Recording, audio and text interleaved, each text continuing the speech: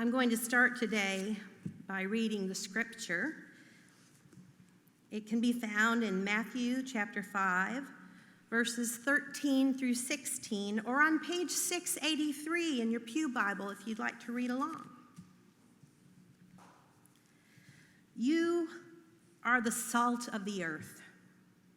But if the salt loses its saltiness, how can it be made salty again? It is no longer good for anything except to be thrown out and trampled by men. You are the light of the world. A city on a hill cannot be hidden. Neither do people light a lamp and put it under a bowl. Instead, they put it on its stand, and it gives light to everyone in the house. In the same way, let your light shine before men, that they may see your good deeds and praise your Father in heaven. My sermon this morning is called Pour on the Salt, Turn on the Light. Good morning. My name is Lisa. I've been a member here at Westchester Presbyterian for almost 15 years.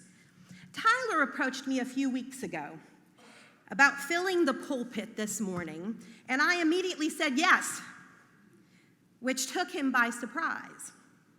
He said, "Wow, that's a fast answer. You didn't even hesitate." And I told him that it was because I had made a deal with God. More about that later.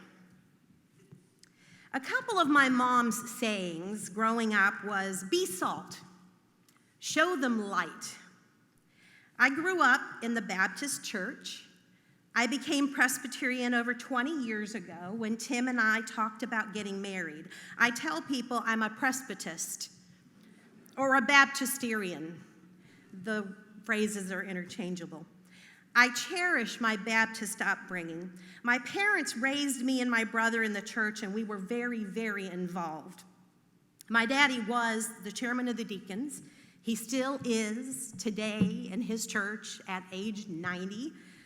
And my mom was involved in various ladies and organizational groups. She was very involved in all of the fellowship of our very large congregation. My parents were also involved in the Sunday school. So we were there every Sunday for Sunday school, morning worship, evening worship, and every Wednesday night for Awana when I was young, and youth group when I was older. I went to the same church from the time I could remember until I was 23 years old. I treasure my faith foundation because I could recite the Lord's Prayer, the 23rd Psalm, every book in the Bible, and about 30 Bible verses before I was the age of 10. And these verses come to me today when I have trouble in my life. I also learned every hymn in the Baptist hymnal because I played piano, and I played for one of the adult Sunday school classes every Sunday morning. We had about 3 adult Sunday school classes. They each had 100 adults in them. They sang about 3 hymns, and then I would rush down the hallway to the primary Sunday school classroom, which was kindergarten, first and second graders, and I would play about 2 or 3 songs for them, and then I would teach about 26 second and third graders Sunday school. I did this for about 6 years. The only conflict I really had was an attitude of the church, because my church was also a school, and a great deal of pressure was placed on the congregants to send their children to the school. But you see, my parents were in public school. They were public school teachers, and they had a lot of confidence in the public school. And they always encouraged my brother and me to be salt and light wherever we were. The very last Sunday that I lived in Michigan, I went up to the pastor after church because he liked to preach about the problems with the public school and how everyone should go to the Christian school. And I said, "Pastor, so the idea that I have is you want all the children to attend school here, you want all of us to go to a Christian college, come back and work for the church or the school, is that right?" He said, "Yes." And I said to him, "But if Christ has commanded us to be the salt of the earth, what good are we if we all remain in the salt shaker?" I was very proud of that moment. Lord, forgive me. Jesus said we are the salt of the earth and the light of the world. Being salt and light is not optional. Jesus did not say you may be or you have the potential to be. He said you are. So everyone who has trusted Christ for salvation is the salt of the earth and the light of the world. So what does Christ mean by this statement, to be salt? In this modern day, we think of salt as something that sits next to the pepper on the table. The crowd who Jesus was preaching to would have known it for its two properties, preservation and flavor. The disciples who were fishermen would have used it to pack their fish in to preserve the fish until the fish was ready to be eaten.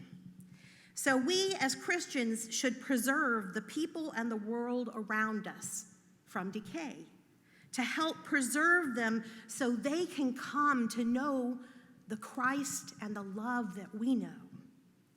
Salt is used to enhance flavor by intensifying certain flavors and decreasing others. Salt has the unique ability to make sweet things seem sweeter and to diminish the bitterness of things.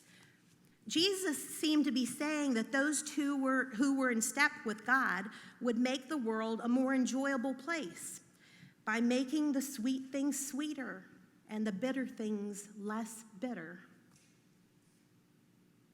And as Jesus pointed out, if his followers were to lose their saltiness, they would no longer be effective at protecting and amplifying God's goodness in the world.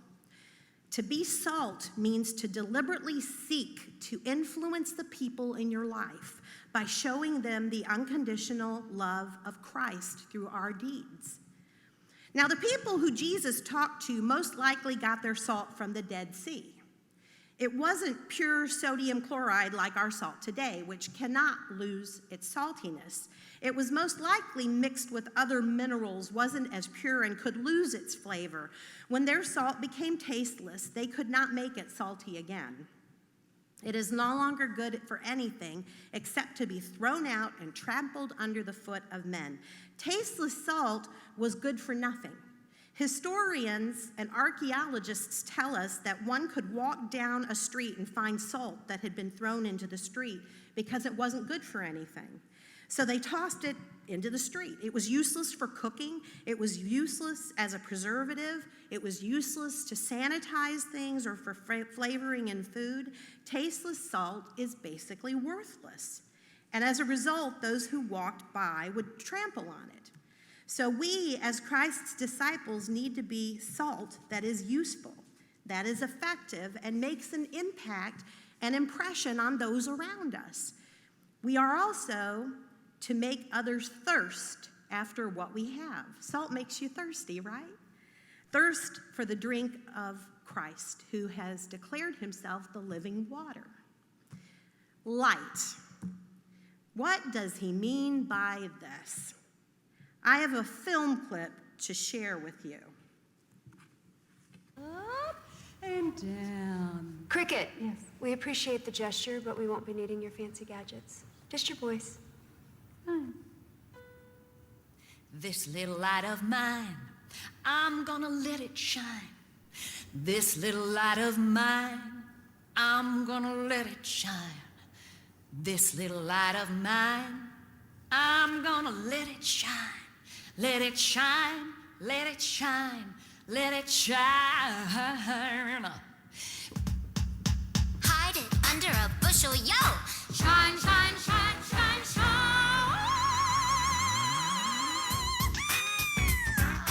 Hide it under a bushel, no!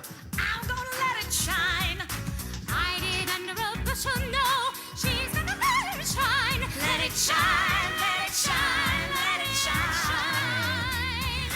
Over the whole wide world, I'm gonna let it shine. Over the whole wide world, I'm gonna let it shine. Over the whole wide world, I'm gonna let it shine.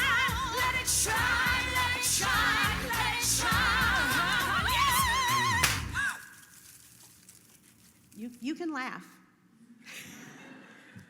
It's one of the funniest film clips. I just love that. I don't think this was exactly what Jesus had in mind. However, I do appreciate their enthusiasm. And truth be told, we should be enthusiastic, right? Maybe not to that degree. Now, I am not a brave evangelist. I have always been a little more reserved. However, I'm not ashamed of the gospel, and I never hide my faith. I like to throw it in through typical conversation. I like to talk about my church. When I talk about my weekend, I always talk about going to Sunday school and church or what my children did in youth group. I talk about being in my church choir. I loved sharing our church choir singing at the Reds game in July. Everyone knows my church and my faith is simply a part of my life.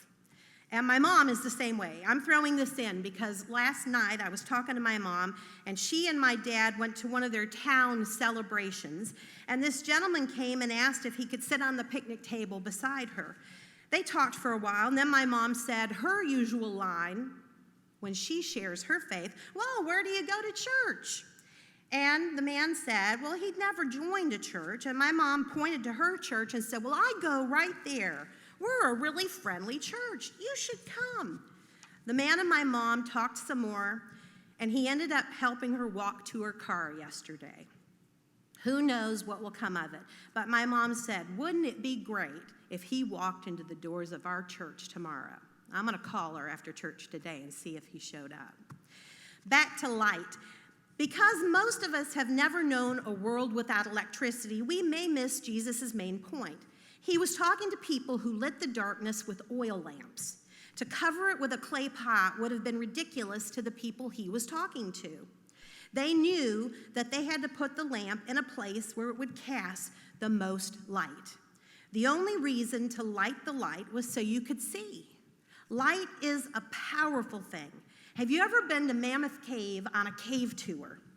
One of the tours, the ranger will have everyone turn off their lights, and it is pitch black, complete and utter darkness. Yet, when the ranger lights an old oil lamp, that light fills that cavernous space.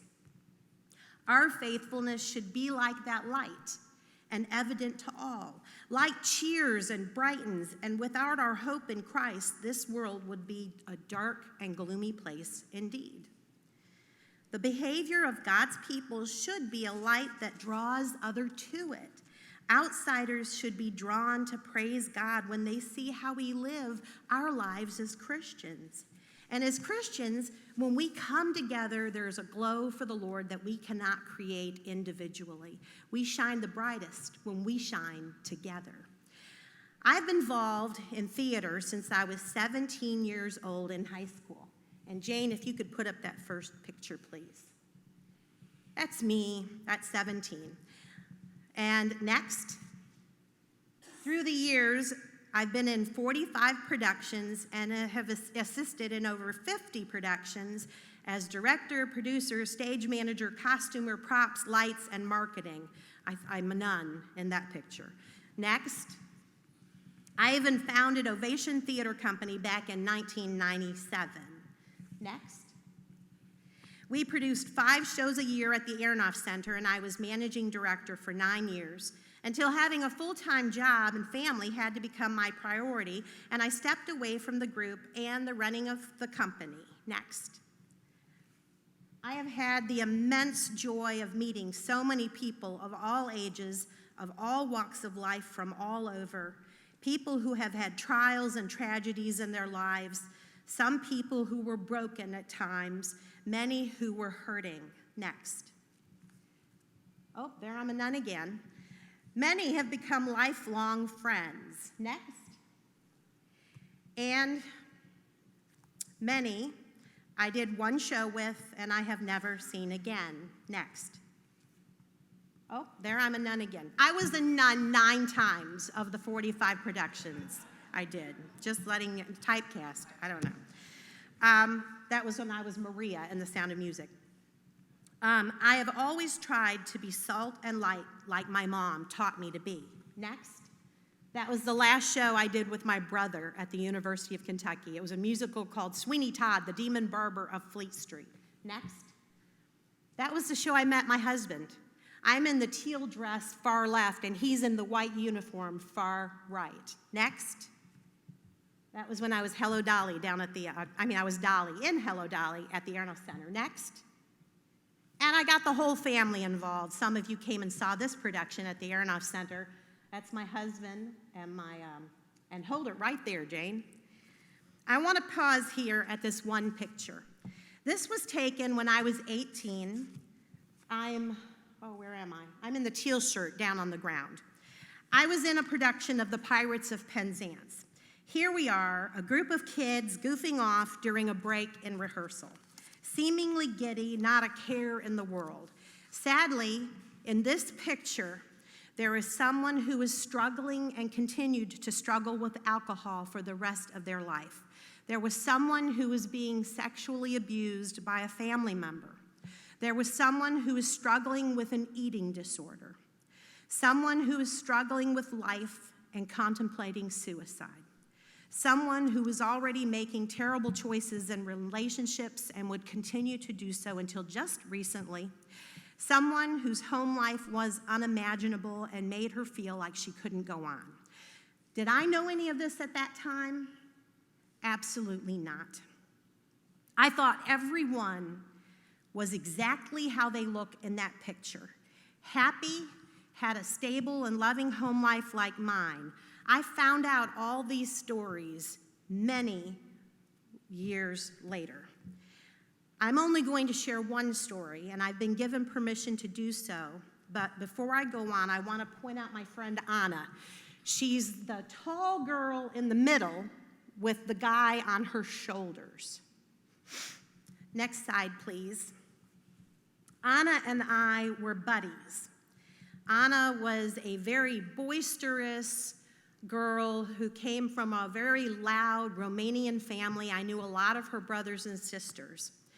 Anna didn't drive, and I would pick her up and my friend Tony up.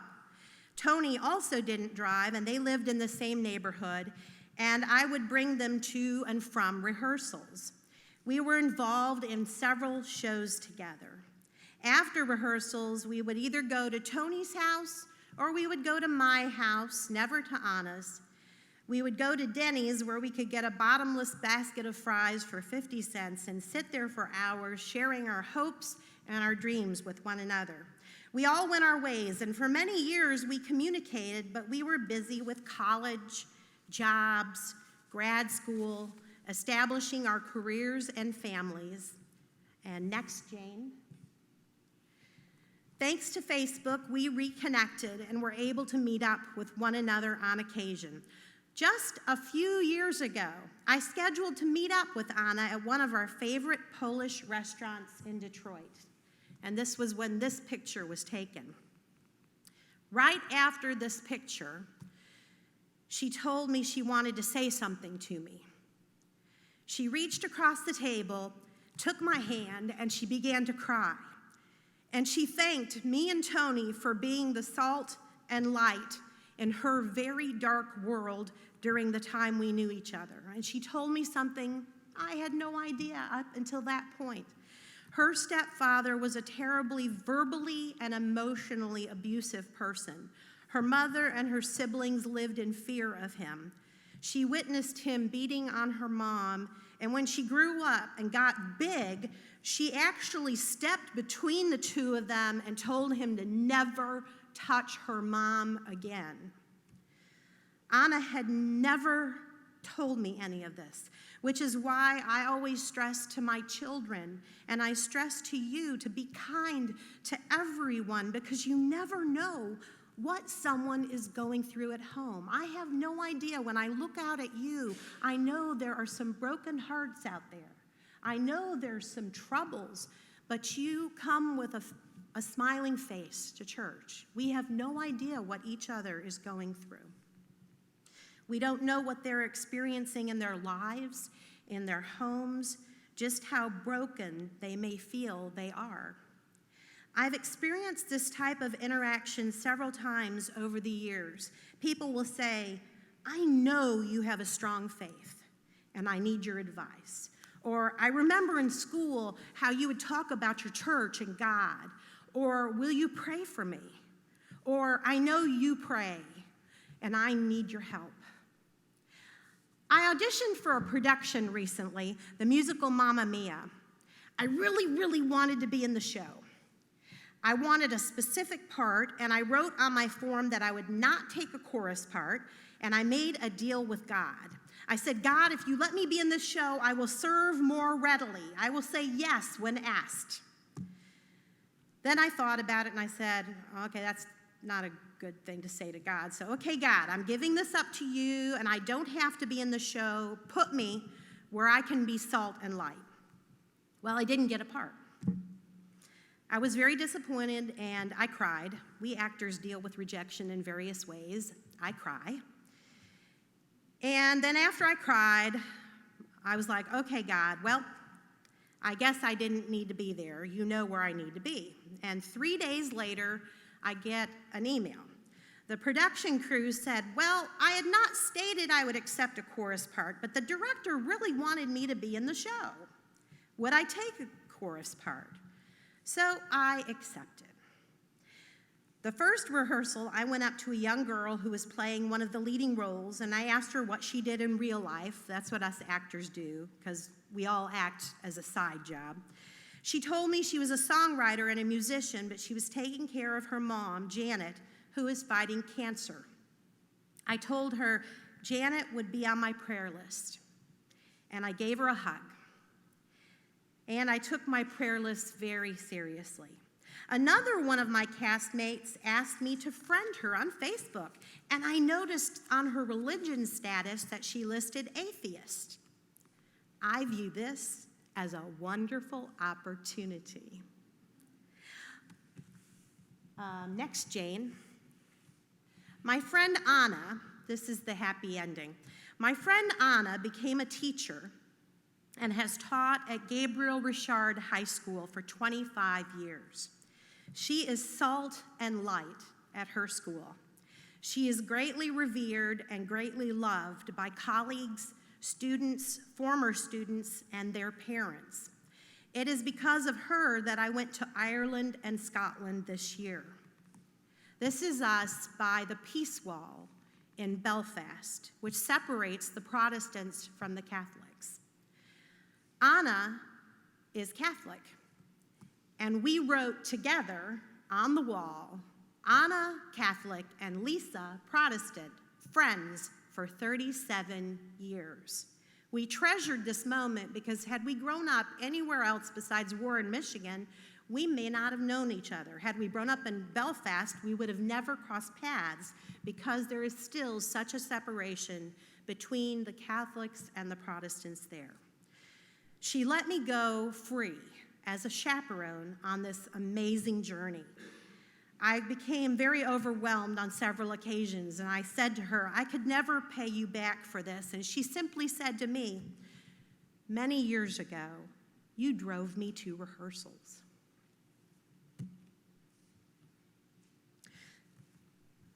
Sorry. So when I explained to Tyler why I immediately said yes to his request and told him about my deal with God, he said, this is what I should talk about today. He said, tell the congregation about your theater. Tell them a little about you. So I hope that today you've learned a little about me, a little about being salt and light, and how we can be a flavor to people all around us and brighten their sometimes very darkened world. And on a personal note, I know you as a congregation. You have flavor, and you are so bright. And I am grateful that you show this saltiness and light to my children and to this community. We can do so much for our little corner of the world that is Westchester, Ohio.